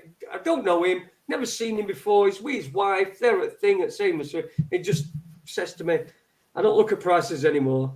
And I says, oh, no. I says, I don't either. Because, they just go up, don't they, and go up and up and up. And if you look at prices, you're going to depress yourself, and if you get the thing, you're going to be depressed anyway. So I said, no, Oh, he says, oh, it's fucking terrible. And this is what people are genuinely feeling like. That, and, I try to be a bit lighter, and say, well, I try to make it a little bit lighter on him. I said, well, you do know there's an Agenda 2030 in the World Economic Forum. We've got them, the World Health Authority. They're trying to fucking do all this shit to us. And then we've got fucking Agenda 2030. Then they're increasing fuel duty next year by 23% in this country. And I said, that's going to go up. And I said, they're just, blah, blah, blah. I said, it's just so expensive to be alive. It's expensive to be alive, and I'm not even having a good time. And he said, oh, it's just exactly the same. And you've just got to laugh at it. You've just got to try to laugh at it. Just take that bit of something away from it, because if you don't, it's going to rule you. It will rule you. It will indeed, yeah. You got to keep above all the bullshit, man. And you got to keep it in the back of your mind that it's all designed to keep you at a low frequency level and in that low level thinking of survival mode, but we're more than just survival mode, and at the end of the day, as long as we can talk about shit and talk about things rationally and coolly and maybe sort of console each other that this is the shit, and look, we still got to keep a smile on our faces, and we're not going to let the bastards get us fucking down. And that's the most important thing, I think. That's one of the things I've learned this last 2 fucking years, because I've gone through the whole range of fucking emotions, man, ups and downs. And I'm at the stage now where it says, do you know what? Bring it on. You can't fucking touch me now. You've thrown your best at me, and I'm still fucking here. Yeah, they can kill us, but they can't eat us, as my dad used to say. Well, he still does say. They can kill us, but they can't eat us. If you think about it, just look, I know a lot of people are in a situation where they're really worried, and I can completely understand that. But what I want people to put into perspective is how much of that worry is imposed by the people trying to impose the worry on them, and how much is the worry imposed upon yourself. Because if you see a piece of paper that comes through your letterbox, a letter, and it says, oh, you owe such and such, and then it's on your mind all day, and you let it rule your fucking life to the point whereas you're fucking worried if you can't pay it, right? If you cannot pay something that you just can't pay it. It's just that simple. I just can't pay it. And if you say, you can't get fucking blood out of a stone, but people spend a load of time fucking worrying about it. And that's the time that I'm trying to get back for people. Look at your post, and it comes and it says this, and this, right? Can I deal with it now? No, I can't deal with it now. I'm going to put it to one side and I'm going to leave it. and rest of the day, I'm not even going to fucking think about it at all. It's just gone. I'm just going to concentrate on other things and then come back to it when you need to. Just think about the time that the only time you should really be worrying is when someone's knocking at your door, and then only worry if you want to fucking answer it. So if you don't want to answer it, just leave it. Let someone knock at your fucking door. They're soon going to go away because, don't forget, there's so many people in this boat, right? And this might sound callous, but they're going to move on because there's going to be somebody easier to get the money out of, isn't there? There's going to be somebody easier than you to get. If you're not going to answer the door, or if you're going to answer the door and just fuck off and shut the door, or open the door and go, no, shut the door. Whatever you want to do. But you don't need to be fucking worrying about it all the time. And that's the fucking main thing, because that's the thing that kills you. It's the fucking stress. That's what happened to Ada. It was stress or everything. And that was back then. God knows what it's like now. But now he's learned he don't need to stress about things. He don't stress about things. It's not fucking worth it. There's protections. As long as there's protection around you. There's plenty of protection around people. I just really feel for people fucking, struggling. I can see what's coming, and I just want you to know it's not going to be as bad as you think it's going to be, as they're telling you it's going to be, because it's always 10 times worse. Just remember, this is the thing that they do all the time. The petrol went up to nearly £2 a litre and then came back down to about 165. I think that it is now. Now, that was just so that they get you the fucking worst news and then they make it look a little bit better. And just think that's what they're going to fucking do. Yeah, that is what they're going to do. They cannot fucking do the shit that they're doing. They cannot do it. Because if they do, it's not going to work. Yeah. This is a gameplay they do. They do it all the fucking time. I think the last time was back in the 70s, and we went through the same fucking shit. And I didn't know this until the other day. I think it was back in 1973 in England. They actually reduced production and industry down to about 30%, and there was the same sort of shit going on. I think it was around 1972 or 73. Somebody was talking about it there the other fucking day. So this is not new. This is not a new concept. Like, it's just, this is probably the first time a lot of people have experienced this, and myself included, of course. Even though I was a kid in the 70s, so I would have been oblivious to all the real hardships that like adults were going through at the time, trying to make ends meet. So this is not a new thing that's going on, and it won't be the last time they do this shit. No, it won't be. But we can make it last time that they're doing it to us for now. And we can then. That's the problem, isn't it? You get when you get hardship, you get fucking tough men. When you get when it's easy and it's nice and comfortable, you get fucking weak men like we've got now. We've got weak. I mean, there's even a fucking thing called, me and you, we are what you call a cis male. A cis male? What's that? A cis male is a white heterosexual male. So it's essentially all that is just another way to compartmentalize fucking normal people. You know what I mean? So we're a normal person. You're a normal person. You're white, right? That's normal. Your colour's normal. You're a male. That's normal. It's a normal thing to be a male. Be born a male. If you've got penis balls, pretty much going to be a male, I think. And it's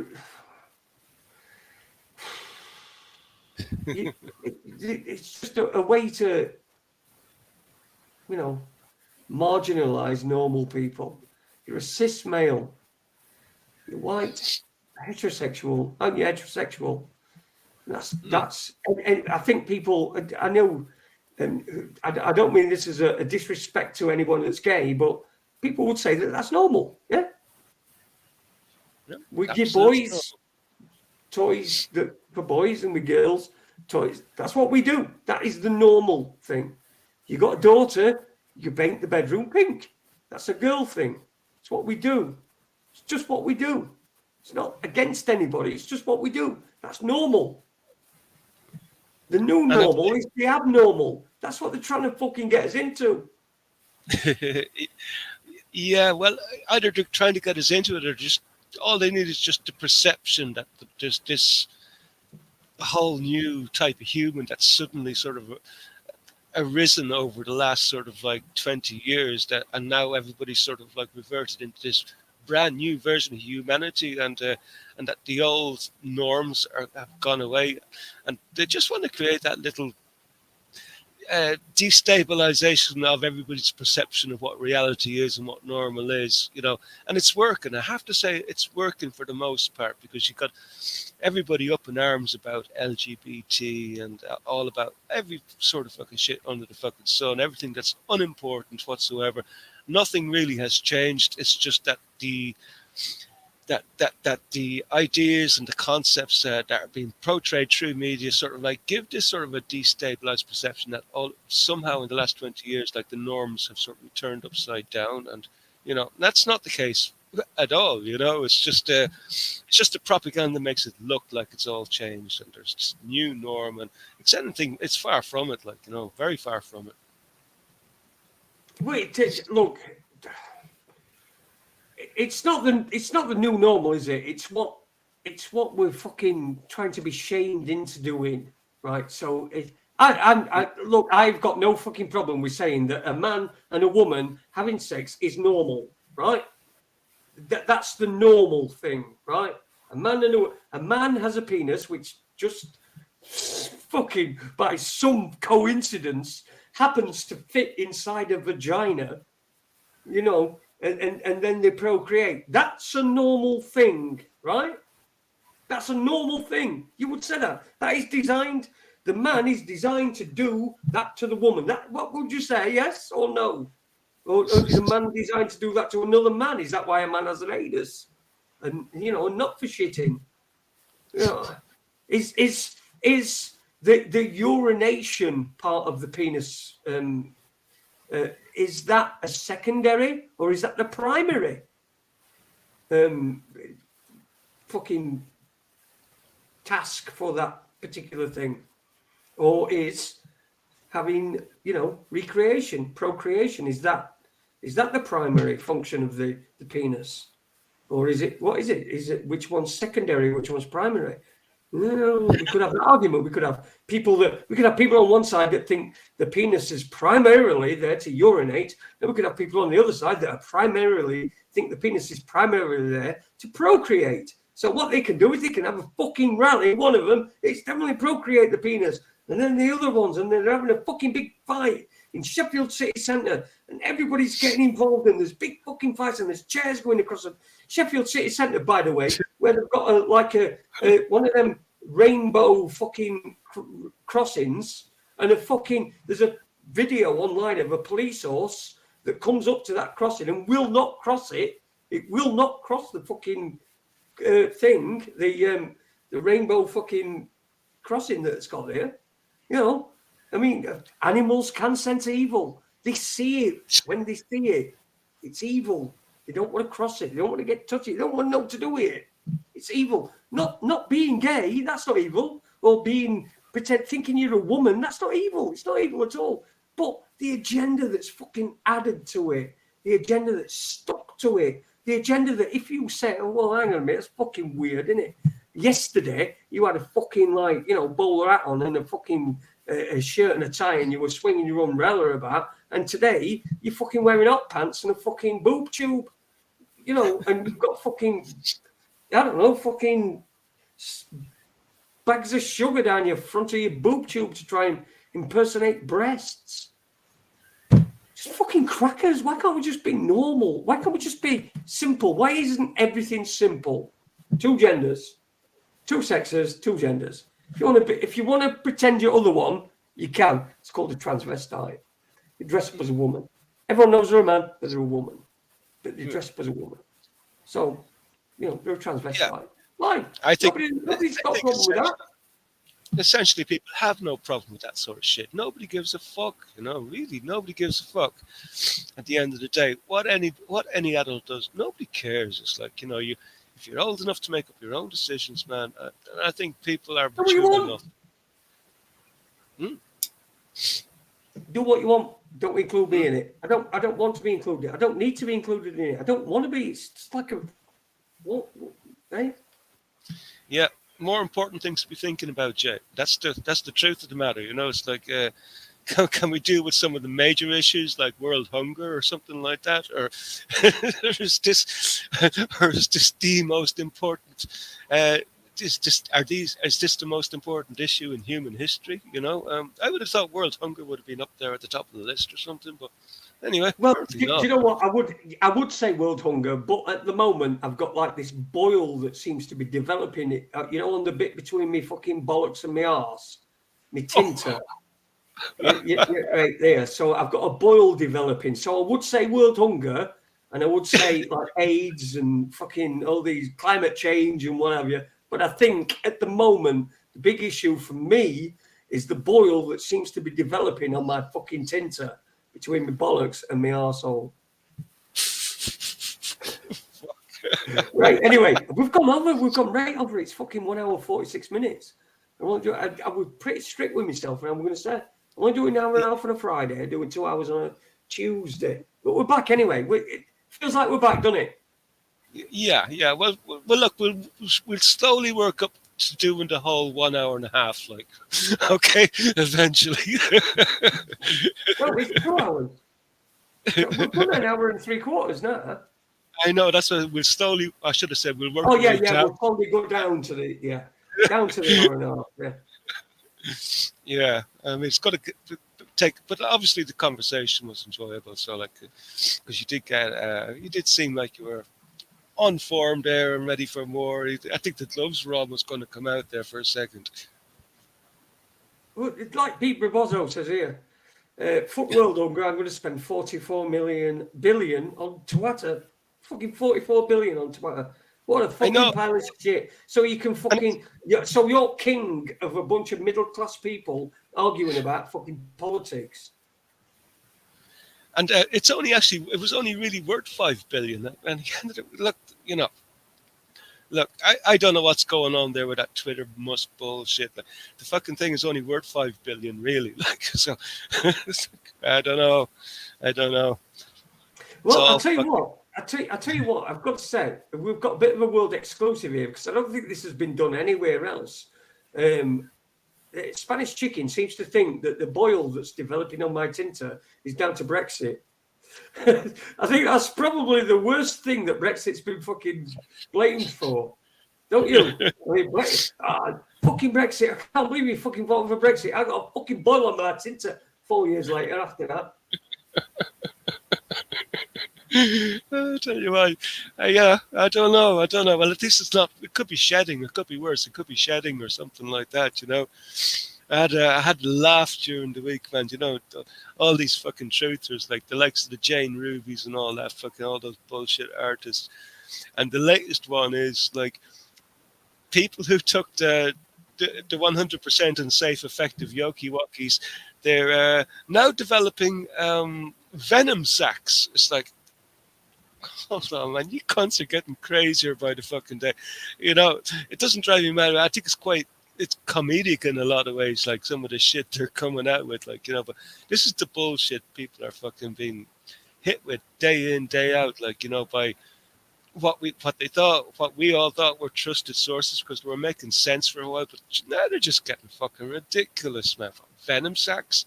Fuck off. oh man, listen, I've seen fucking tons of it. Listen, I've almost gone full fucking Neil Sanders on it because a lot of this shit is just utter dog shit. Yeah. Oh, no shout on my dick, says Dinner. It is laughable for it, innit? The stuff, and I really think that people should be careful. If you watch a show like this, right, and if you watch a show like this, we've got no to sell you, right? We're here we're exactly doing what we said on tin. We're just talking shit. We're just talking. We've got no to sell you. You'll hear more truth here than anywhere else because we've got no to sell. We've got no skin in this, have we? So all we're doing is we're just talking. So this is where you're going to get most truth. You're not going to get on David Icke because Gareth Icke's got all his, his hair and his goatee beard and his, whoa, whoa, mysterious girl, I want to get close to you, or whatever he fucking does. He was a musician and all them things, them fucking things that white guys with dreadlocks do, right? They always fucking have a fucking acoustic guitar and sit around a fucking fire. They're always that sort of thing. That's what Gareth Icke is. And it's just making me despair. They've got something to sell. We ain't got no to sell. It don't matter to us whether you all turn off and go, right, we're not going to bother with that anymore. It don't matter to us. I don't care. It don't matter to me. I've only got fucking, I think, but it's only going to cost, well, it's costing me it's my time. Which, by the way, is fucking worth a lot of money. So, uni, I'm giving you an hour tomorrow, 8 o'clock, on StreamYard, and we'll go through it. I'm doing this publicly so people know that I'm giving uni an hour tomorrow. So, me and Jimmy will be on here on StreamYard. You coming on, Jim?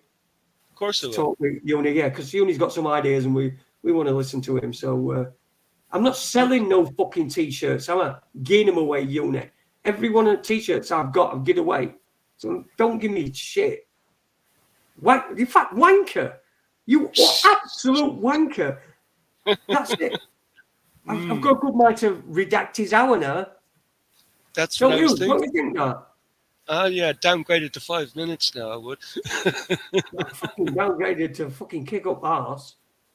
Got fucking Denny's size 10 fucking hush puppies. Right, we're going. We'll see you on Tuesday. Have you got a guest coming on Tuesday? Me? No. Yeah, Jim. I thought you got a guest lined up for us. No, I'll be lucky if I have a fucking working computer, Jay. So, I'll tell you what, I'm not going to plan anything fucking, mate, until I have a working. Sorry, no problem.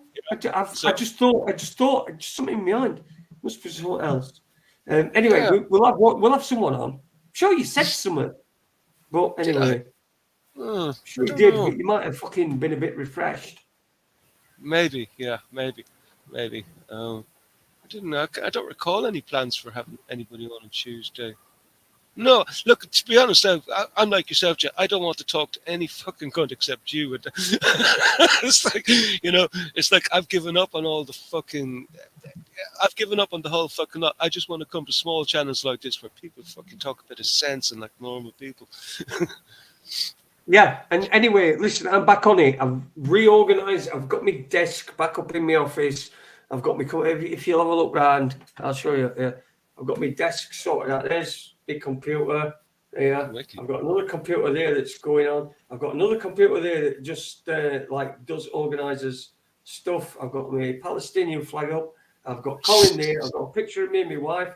I've got my owl there that my wife made, and so I'm pretty much set here now. And I'm going to be putting a lot more effort into this and trying to get some really good guests. And we're going to get the streaming thing sorted as well, so that we're immune from fucking YouTube deciding our fate. So we have put our fate in our own hands. New year, and no shortage of fucking projects anyway, that's for sure. Yeah, but like I said, I'm into it now. I've got better, and then now I'm feeling more into it. I've got all my stuff fucking all sorted, so it's all good, and we're gonna have loads of good shows and some good guests, and hopefully we'll get some from uni. So we'll see you Tuesday night. Thanks to everyone who's been in the chat room and all the people that have not been in the chat room, the shadow listeners, or as we call you, the ghosts. The ghosts. Everyone, thank you to the ghosts. Thank you to the people in the chat room. God, that's not a fucking insult, by the way. I love you, ghosts. In fact, I love ghosts, don't you? Fucking Oh brilliant. yeah. I'm very partial, especially if it goes to Kiev or someone like that. You know, I've got max respect. Anyway, mate, I'm going to put the link in for the after chat if anybody wants to pop on. I'll be on there. But like I said, I disappear. The other night I couldn't get a fucking word in, so I couldn't get a word in, so I didn't say ta-ra because I just didn't want to disrupt the flow. But I just disappear, and I have been on for 2 hours talking out my arse, and so has Jimmy. Yeah. So if we just disappear, it's no personal, but you all stay. I'll put the stream, the link in. Last word from you, Jim. I'll just say good night to everyone. Cheers for tuning in, and it's hopefully I'll get a bit of a computer sorted out between now and maybe Tuesday, and because I'm getting sick of this bullshit of having crashes just before fucking stream time. So anyway, it's getting a bit annoying. It's a bit stressful. Stress I don't fucking need, man. You know, that sort of way. So good night, everyone, and cheers, Jay. No worries. Yeah. Cheers, mate. Thanks a lot. Take care, everybody. Love you all. Well, most of you.